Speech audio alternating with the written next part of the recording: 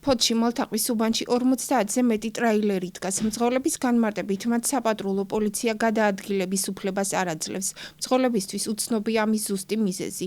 მათი თქმით, სავარაუდოდ გადაადგილების უფლების შეზღუდვა სარფის საბაჟოს მანქანების სიმძლავრეს უკავშირდება. მძღოლების თქმით, ისინი საკვების გარეშე დარჩნენ. ელემენტარული მიზეზი რო გითხრა, რატო ვდგევართ, ხო? რატო რისთვისა ვდგევართ? კი ბატონო, ვიღაცამ დაგვიკმაყოფილოს ეს ცნობის მოყარეობა. დგევართ, ვის ველოდებით, რას ველოდებით, აზრი არა ვართ. ხო შეიძლება რომ ვიღაცამ გითხრას, რომ აი ამის გულიზე დგეხართ, ამდენი დღე უნდა იდგეთ. რაღაცას მივხედავ ჩვენ თავებს ახლა ციდან ჩამოფრენილები ხო არა ვართ, სახლები გვაქვს რაღაცა დავტოვებ მანქანას და გახდეს ვიღაცა პასუხისგებელი და წავალ სახლში რაღაცით კაცო. ვერაფერს ვერ ავტომოპასუხეებივით აქვს პასუხობენ პატრულის თანამშრომლები, გვეუბნებიან რომ არ ვიცით.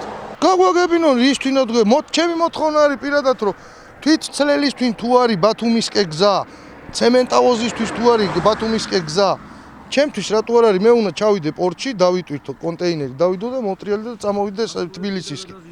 $200 გადავიხადოთ такой никакой республика такой дорогая дорога нету а мы заплатим а смотри как мы живем вода нет ничего нет магазин нет столова нет так разве можно 45 აღნიშნულთან დაკავშირებით შინაგან საქმეთა სამინისტროს შემდეგ ინფორმაციას ავრცელებს. ფოთში 50-ზე მეტი ტრეილერი თურქეთის მხარის მოთხოვნით არის გაჩერებული.